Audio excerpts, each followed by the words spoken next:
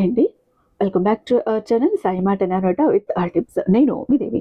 ఈ రోజు వీడియోలో ముందుగా వారాహి అమ్మవారిని మనసులో ఒక్కసారి ధ్యానించుకొని వీడియోలోకి అయితే వెళ్ళిపోదాం. ఇక ఈరోజు వీడియో ఏంటి అంటే, నేను శుక్రవారం రోజు ఉప్పులో ఈ 3 పదార్థాలు కలిపి పెట్టానండి. నా డబ్బు కష్టాలన్నీ కూడా మాయమైపోయాయి. అది కూడా చిటికేసినందులో మళ్ళీ మ్యాజిక్ లా పనిచేసింది. నాకైతే అసలు సూపర్ రిజల్ట్ వచ్చిందండి. మీరు కూడా రేపే ట్రై చేయండి. రేపు శుక్రవారం, మనకు రూపాయి ఖర్చు లేని పని. ఇంట్లో ఉన్న పదార్థాలే ఆ పదార్థాలు కూడా. వీటితో చేశారు అంటే మీ డబ్బు కష్టాలు, అప్పుల ఇబ్బందులు, ఆర్థిక సమస్యలు, ఫైనాన్షియల్ స్ట్రగుల్స్ ప్రతి ఒక్కటి కూడా క్లియర్ అయిపోతాయి. నాకు కొన్నేళ్ల క్రితం ఇది సరిగా తెలిసేది కాదండి. ఉప్పును ఎలా పడితే అలా వాడేసేదాన్ని. అప్పుడు ఎలా ఉండేదంటే, ఎంత డబ్బు వచ్చినా కూడా ఇంట్లో నిలిసేది కాదు. సరే, డబ్బు రావటం అయితే బాగా వచ్చేది, కానీ ఆ సమయానికి ఏదో ఒక అనవసరమైన ఖర్చు రావటం, డబ్బు మంచినీళ్ళలా ఖర్చు అయిపోవటం, డబ్బు ఎలా వస్తుందో తెలియదు, ఎలా వెళ్తుందో తెలియదు. డబ్బు అయితే రావటం చూస్తున్నాం, కానీ అది నిలవటం లేదు, నిలకడ లేదు. ఎక్కడ సేవింగ్స్ చేద్దామంటే ₹1 సేవింగ్స్ చేసిన పాపాన పోలేదు. అలాంటి స్థితిలో నాకు ఇది ఒక పంతులు గారు చెప్పారండి. ఇలా ఉందండి ఇంట్లో పరిస్థితి అంటే, ఈ ఒక్క టెక్నిక్ వాడమ్మా చాలు, నీ ఇంట్లో ఉన్న ఉప్పుతోనే లక్ష్మిని నువ్వు ఆకర్షించుకొని స్థిర లక్ష్మిగా నివాసం ఏర్పరచుకుంటుంది అమ్మ మీ ఇంట్లో. ఈ ఒక్క టెక్నిక్ వాడు చాలు.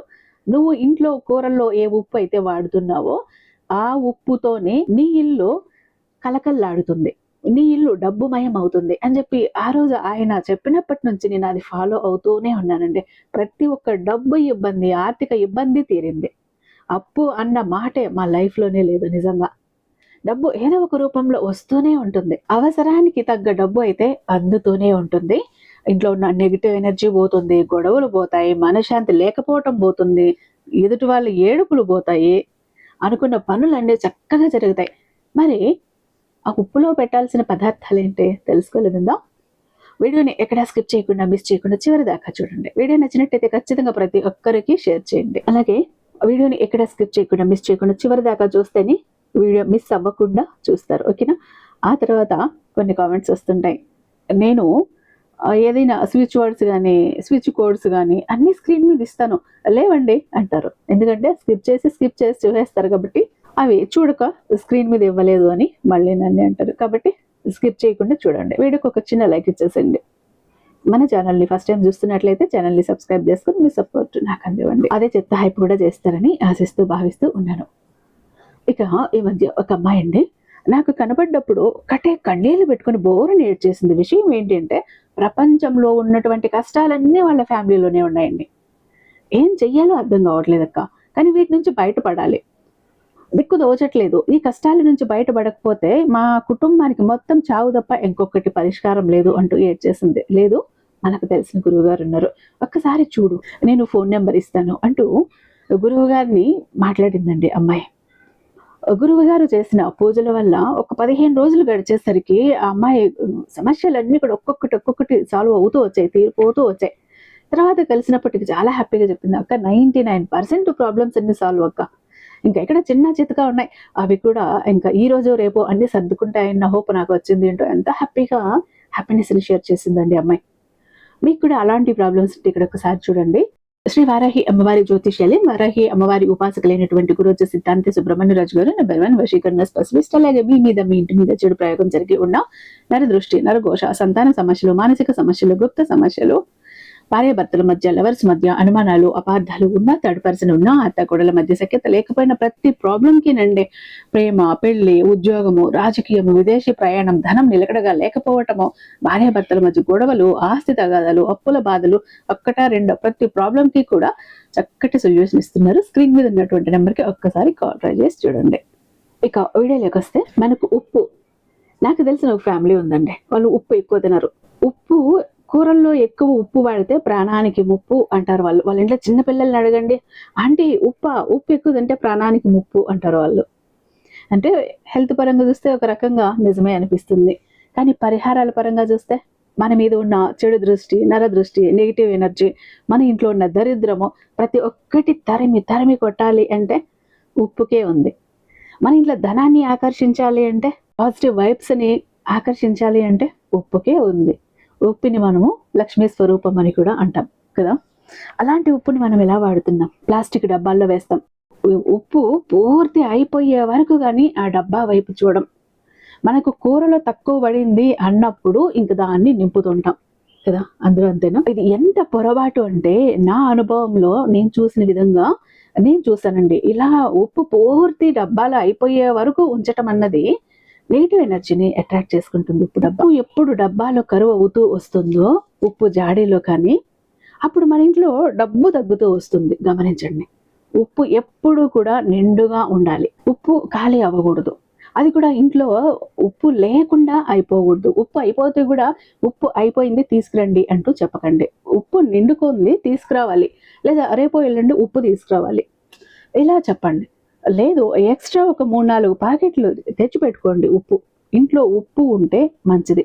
అది లక్ష్మీ నివాసం అన్నది. అయితే ఇక్కడ సాయంత్రం వేళ 6 గంటల సమయంలో ఆ తర్వాత ఉప్పు ఎవరికి ఇవ్వకండి, మీరు కూడా తెచ్చుకోకండి.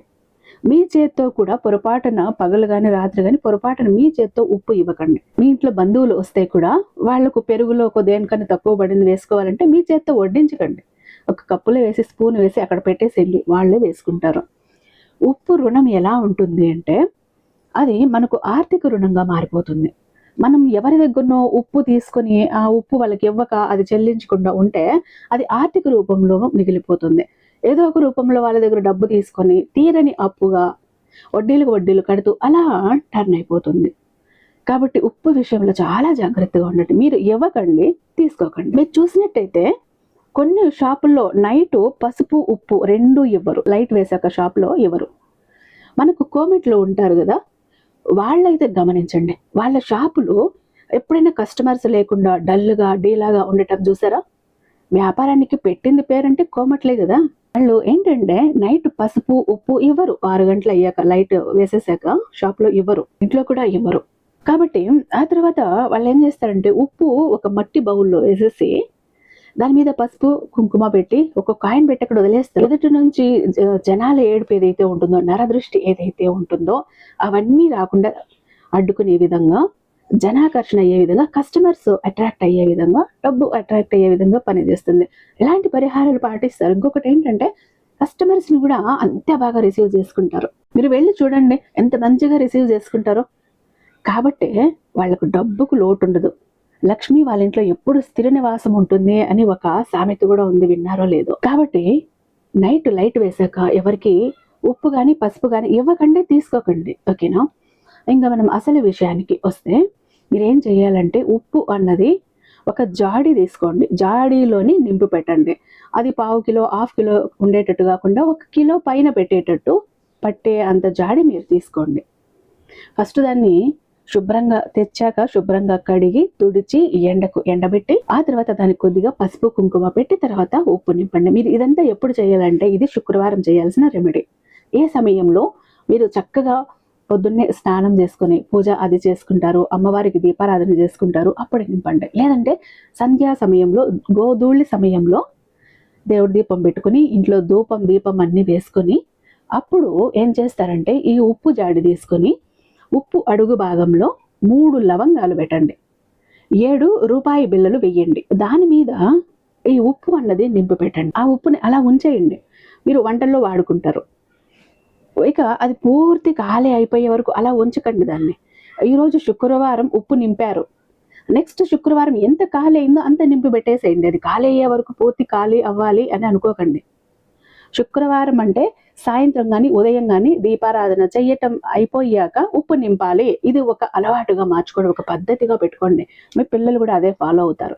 ఇలా చేస్తూ వచ్చారు అంటే అనవసరపు ఖర్చులు ఎంత తగ్గుతాయో తెలుసా? డబ్బు మనం ఎంత బాగా అట్రాక్ట్ చేసుకోగలుగుతాం తెలుసా?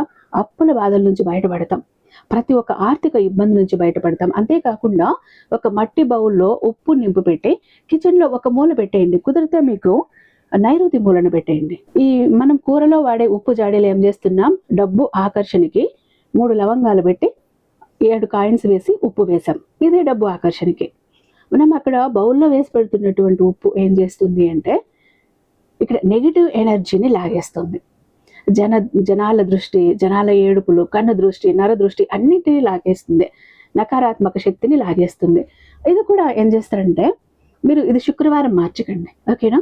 శనివారం రోజు మీరు మార్చుకోండి ఈ బౌల్లో పెట్టిన ఉప్పు, ఎందుకంటే నెగిటివ్ శక్తిని అంతా లాగేసి ఉంటుంది. శనివారం మార్చేసుకోండి ఆ ఉప్పు. మీరు సింక్లో అయినా వేసి నీళ్ళు పోసేయండి, లేదంటే ఎక్కడైనా ఎవరు తొక్కని చోటైనా వేసేయండి, ఓకేనా. ఇలా చేయండి. అయితే మీరు శుక్రవారం రోజు ఈ పని చేయండి. మీరు శుక్రవారం కానీ మంగళవారం కానీ ఉప్పు ఎవరికి ఇవ్వకండి, తీసుకోకండి. సాయంత్రం లైట్లు వేసాక ఉప్పు ఇవ్వకండి, తీసుకోకండి. ఇంకా చాలా రోజులు అలా పెట్టేశామండి, ఉప్పు జాడి అనేది గలీజ్ అయిపోయింది, మురికిగా తయారైపోయింది అంటే గురువారం రోజు ఆ ఉప్పునంతా ఒక బౌల్లోకో పాత్రలోకో దాన్ని అంతా వంపేసుకునేసి ఆ తర్వాత శుభ్రంగా ఆ రోజు కడిగి దాన్ని ఆరబెట్టి తుడిచి శుక్రవారంకి రెడీగా పెట్టుకోండి. మళ్ళీ శుక్రవారం యథావిధిగా పెట్టుకోండి, ఓకేనా. లవంగాలు పాడైపోయి ఉంటే వేరే లవంగాలు పెట్టుకోండి, ఇంకా కాయిన్స్ అవే సరిపోతాయి. లేదంటే ఆ కాయిన్స్ తీసి మీరు శుభ్రంగా కడిగేసి బీరువాలో పెట్టుకుంటామంటే పెట్టచ్చు, లేదా అవే కంటిన్యూ చేయొచ్చు, ఓకేనా. కాకపోతే మీరు ఇలా చేసేటప్పుడు పీరియడ్స్లో ఉండకండి, ఆ రోజు నాన్ వెజ్ తినకండి, సరేనా. లక్ష్మీ కటాక్షం ఎప్పుడు కూడా మీ మీద ఉంటుంది. లైఫ్ మారకపోతే మీరే చూస్తారు. రోజు రోజుకి ఎంత అభివృద్ధి అవుతారు ఫైనాన్షియల్గా అంటే మీకే అర్థమవుతుంది, ఓకేనా.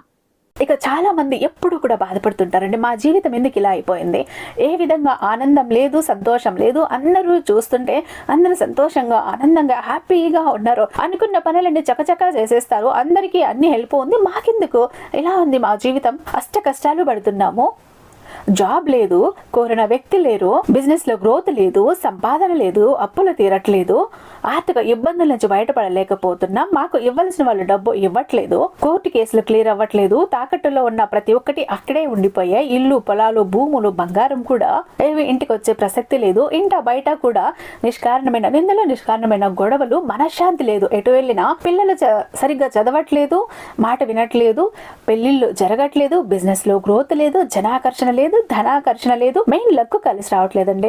బ్రతకదామా కదా అని ఏదో ఒక పని చేద్దామా అని పోతే ఏది ముట్టుకున్నా కూడా మాడి మసైపోతుంది, బంగారాన్ని ముట్టినా కూడా బొగ్గులా మారుతుందంటే మా దురదృష్టాన్ని మీరే అర్థం చేసుకోండి. మా జీవితం ఈ చిందర వందర నుంచి గందరగోళం నుంచి బయటపడాలంటే ఒక అద్భుతం జరగాలండి అని ఎవరైతే అద్భుతం కోసం ఎదురు చూస్తూ ఉన్నారో అలాంటి వారికి ఒక అద్భుతాన్ని చేసి చూపిస్తుంది బిలియనీర్ చక్ర. ఈ ఒక బిలియనీర్ చక్ర మీతో మీ జోబులో, మీ పాకెట్లో, మీ వాలెట్లో, మీ పర్సులో మీరు పెట్టుకుని వెళ్ళారు అంటే 100కి 1000% సక్సెస్ వస్తుంది. ప్రతి ఒక్కటి మీ సొంతమవుతుంది, కోరిన ప్రతి ఒక్కటి మీకు దక్కుతుంది, జనాకర్షణ ఉంటుంది, ధనాకర్షణ ఉంటుంది, లక్కు కలిసి వస్తుంది, కోరిన ఉద్యోగం, కోరిన వ్యక్తి, కోరిన ఆస్తి, కోరిన అంతస్తు, కోర్టు కేసులు క్లియర్ అవుతాయి, తాకట్లో ఉన్న ప్రతి ఒక్కటి ఇంటికి వస్తుంది. ఇన్నాళ్ళు మీతో గొడవలు పడ్డ వాళ్ళే ప్రేమగా మాట్లాడతారు, అన్ని విధాలుగా కూడా అనుకూలంగా ఉంటుంది, దూరం అయిపోయిన వ్యక్తులు దగ్గర అవుతారు. ఈ ఒక్క బిలియనీర్ చక్ర మీతో ఉంటే మీరు చక్రం తిప్పుతారు. విష్ణుమూర్తి చేతిలో ఉన్న సుదర్శన చక్రానికి ఎంత పవర్ ఉంటుందో బిలియనీర్ చక్రానికి అంత పవర్ ఉంటుందండి. అయితే మన దగ్గర 2 టైప్స్ ఉంటుందండి. ఒకటి పాకెట్ చక్ర, చెప్పాను కదా, పాకెట్ చక్ర ఒకటి గనక మీ జోబులో, మీ పాకెట్లో, మీ వాలెట్లో, మీ పర్సులో మీరు పెట్టుకుని వెళ్ళారంటే 100% పని చేసుకుని ఇంటికి రావాలి, పని జరగలేదు అన్న మాటే ఉండదు.